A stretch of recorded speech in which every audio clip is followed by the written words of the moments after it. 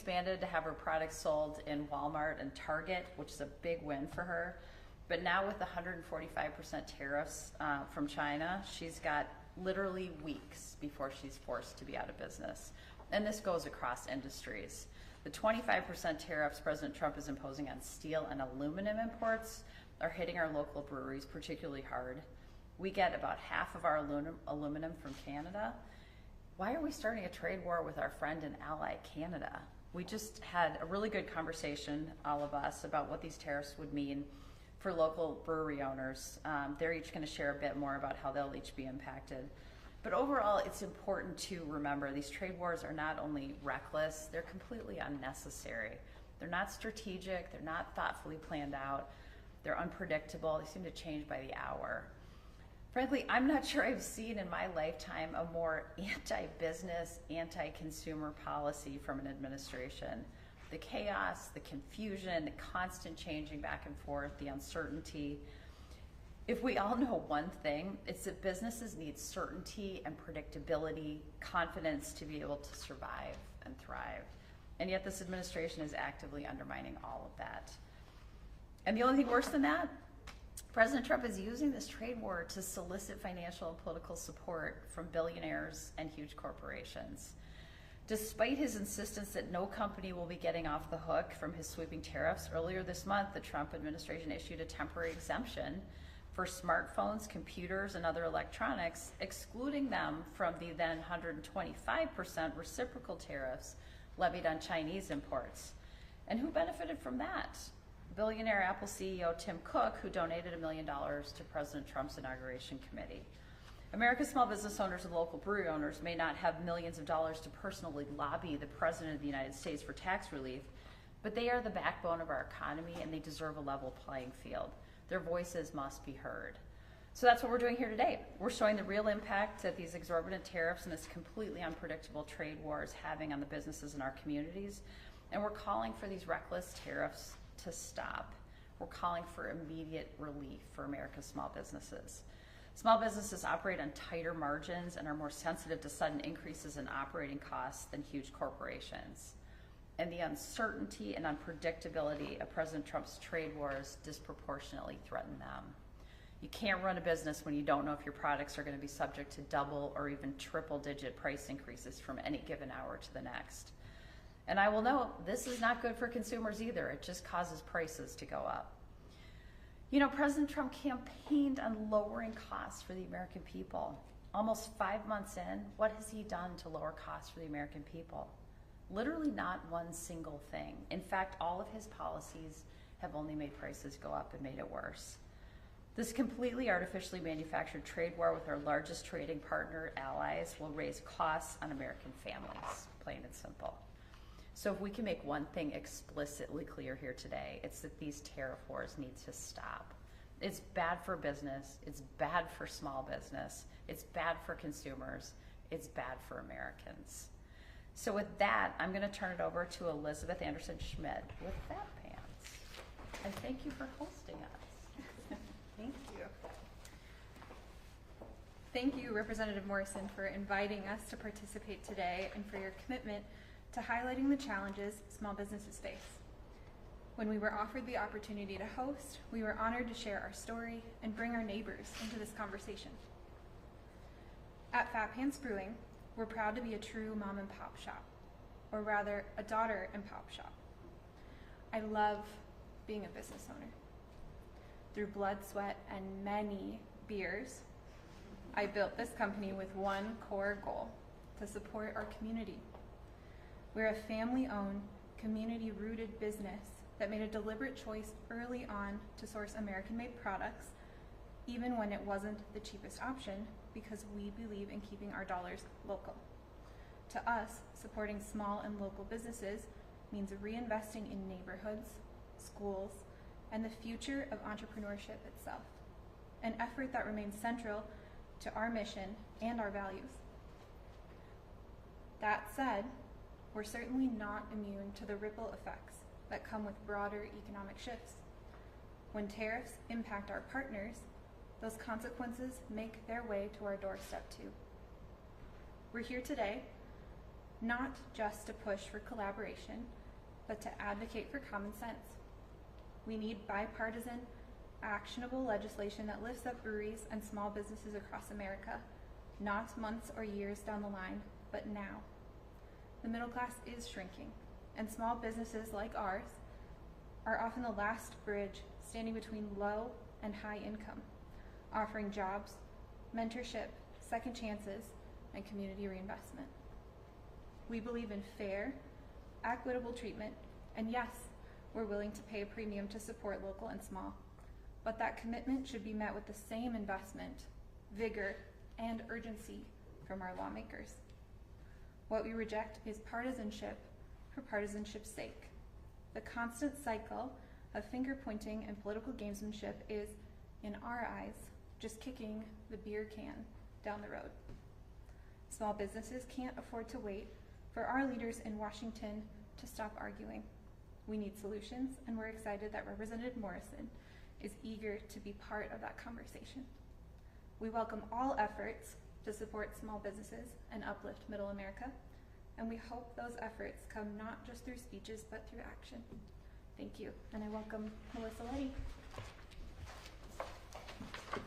Thank you, Elizabeth. I piggyback everything she just said. That was beautifully spoken. Thank you for the invite today. I am from Back Channel Brewing, and what I would like to say is breweries, if you're in a community that is lucky enough to have a brewery, they are so special to the community. They are a gathering space. They a lot of times give back to very worthy causes. The state of the industry has struggled, especially since COVID in 2020. And with all these, the uncertainty, it makes it really challenging to plan as we navigate all these challenges going forward. We keep hearing about breweries that are shutting their doors, and it is such a loss to the communities. I have vendors that are instilling price increases left and right, from 3% up to $3 per unit on a single hat. We want to have products to share and to spread our brand and spread our word, but we are uncertain on how we are going to be able to manage this going forward. We are trying to work with countries that have less increases, and I think just the general uncertainty is just making it very challenging in today's climate, but we do want to see craft breweries continue to move forward. So I'd like to introduce my business partner, Matt Olson. All right, I guess I didn't know I was giving a speech here today, but I used to be a teacher, so I can hopefully pull something out here. I guess I work in the back production side, so I kind of see things probably a little differently than Melissa does, being in the front working with merchandise and staff and stuff. At this point, really, the uncertainty is the biggest problem we have in the back. It kind of feels like we're kind of in that COVID time where all of a sudden you'd get that email and saying this went up by 30%, this went up by 40%, and you just had to adjust and make that change. Unfortunately, right now we don't really seem to have many answers of what's going to happen moving forward, because it seems to change every 10 minutes with things. But speaking from the backside, our grains we bring through BSG. We probably have 30%, 40% of those imported from Germany or Great Britain for the most part. Rest is United States, and then hop matter. Most of those come from the South American country, or South Hemisphere countries like Australia, New Zealand, South America. So it's kind of tough to say what exactly is going to happen on that product, and I guess I haven't researched much into our relationship with those countries and tariffs, but so right now we haven't seen a lot of guarantees of increases like Melissa has seen on her side. BSG has told us that they will eat 10% of the first for tariffs for the next year basically, and then after that it's kind of up in the air of what they say they're going to do, which is one of our main grain suppliers. Yeah, really at this point it's the uncertainty from the cost of goods side aspect of production that is really our biggest unknown, basically back to COVID time when we didn't know when stuff was going to increase. So, Sorry. My turn. Casey McCauley, owner of Boom Island Brewing, and I just really wanted to say, thank you to Congresswoman Morrison for taking the time to come out and talk with us. For us at Boom Island, the tariffs really aren't going to take much effect for probably a year or so. We pride ourselves on buying locally, buying within the United States, and we don't do much distribution anyway, so the aluminum isn't going to affect us a whole lot. But with that does come some uncertainty, especially as it relates to our recipes. Some portion of our grain comes from Canada, so a change to pricing in that may force us to change suppliers and force us to come into the United States, but with that would require R&D costs. We would have to rework our recipes, and beer taste that people know and love may change because of that, which is a big deal to us. Quality is our number one thing, so if our quality changes, it's a hit to us from that perspective.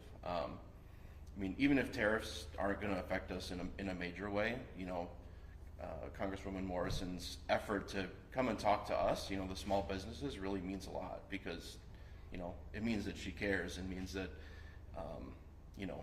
the local community groups that we represent really matters, and that matters a lot to myself especially. So really, that's what I mostly just wanted to say, was just thank you for taking the time and talking to us. So that's all I got. I'll give it back to you. So you guys all see, these guys aren't partisan. They're small business owners. They're hustling. They're entrepreneurs. They're trying to have success in their business. And they each have brought something unique and special to the communities that they live in. They give back all the time. They create these really unique gathering places, which Melissa and I were talking about this. I think that we need them more than ever in these hyper-partisan, polarized times. We need to find the things that bring us together. We can watch sports together in our breweries. We can talk about our kids. We can talk about the latest TV show, whatever. Not talk about politics, just be together as friends and neighbors. So even in cases where the tariffs aren't today affecting them immediately, the ripple effects throughout our economy are impacting all of us. So I'm here today in my capacity as a representative of the 3rd District, a member of the Small Business Committee, asking the President to stop this tariff trade war. And that's why we're here, and with that, we're happy to answer any questions that you might have. If you have any. And you may have just mentioned, is that the solution to the problem?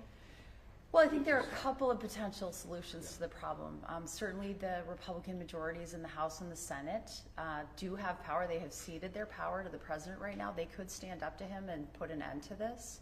I do think that some public pressure is effective. I think that some of them are beginning to feel that their constituents do not want these trade wars, and that will start to matter over time. The President seems immune to public pressure, but I would hope and expect that he eventually would be too, when he sees that he's harming the American economy. I would hope that he'd change course. I've written letters to the Secretary of Commerce, first to ask him to exempt baby products from the tariff wars. We already make it so hard to raise a family in the United States, jacking up tariff prices on car seats, cribs, strollers, and high chairs, when it already costs $20,000 in the first year of a child's life. People spend about $1,000 on that necessary baby gear. To increase the cost of that when it's already so expensive seems foolhardy to me. So I wrote to the Secretary of Commerce, asked him for an exemption for baby products. The President did exempt baby products in his first administration. He has not yet. And then I sent a letter to the Secretary of Commerce and Ambassador Greer, again, asking for this exemption for small businesses. Let's not further saddle small businesses and their owners with these onerous tariffs. These guys are working 60 to 80 hours a week. When you're a small business owner, you're never off. You're constantly working or thinking about the business, worrying about your employees, worrying about making payroll, worrying about how you're going to continue to make a positive impact in your community. What they don't need is extra burdens on them right now. So I'm just asking for that exemption, and I'm using my voice and my platform to advocate for them. This may be for brewery owner or congresswoman as well, but is there any chance that a tariff could potentially be good for craft breweries in the sense that if it's on imported beers, that maybe would drive more people to buy local beer? Most imported beers are actually produced in the United States, even if it's like a Guinness. They don't make it over there and import it technically, so I guess that's kind of a tough thing. We don't import, I don't think, a ton of our beer, really, for the most part. I know it's very difficult to send it out. Even before this, it's next to impossible to send it to Canada for the most part. So, but yeah, I don't think that would be a huge issue with that in any way. So it's not going to create less competition for us. So, because at the end of the day, those importers aren't our direct competition. Yeah. And then this is a more broad question about the industry. I mean, we saw the Brewers Association last week put out a report saying that consumption's down 4%, which is like the biggest decrease they've had in ever. What are you guys doing to sort of like keep people coming? Because I know people are drinking less alcohol, less beer. What are you guys doing differently now with the change? I think what they kind of spoke to is being a part of the community. I mean, if you're in that community and people love what you're doing, how you're doing it, how you're reaching out, the beer that you're making, I don't think you're going to see quite as big of a hit in those areas, but it's always tough to say. But yeah, consumers are definitely changing their habits and going towards NA beers, which I think NA options, I guess, which we all probably have available, and we've seen an uptick in that. So Yeah, and we've had to, I mean, in any industry, you're going to have to evolve and pivot when you need to. And, you know, our focus has moved a little bit more towards community events and becoming almost an event center, and then a brewery, I wouldn't say second, but, you know, focusing more on using our space as a gathering space for people, you know, has kind of helped in that regard. But, I mean, we're not immune to it either, right? A 3% drop or 4% drop in consumption is going to have a huge effect. I mean, a 4% drop on your top line is a huge problem, so, especially for us. Yeah, we've really leaned into alternatives. So we've started a THC line. We're leaning into no alcohol or low alcohol beer. But hospitality in its nature requires you to be a very agile player. So I think everybody's going to adapt in a way that's unique to their model and hope that it sticks. I can just add creating an experience at your location, making sure the environment is very inclusive, family friendly. You know that anyone under the age of 21 is not consuming alcohol, but they're more than welcome, and we're leaning into the non-alcohol side of the business so that there is something for everyone, whether you're consuming alcohol or not. All right, thanks so much. Appreciate your coming, and thanks to all of you so Thank you. much. So grateful. Thank you.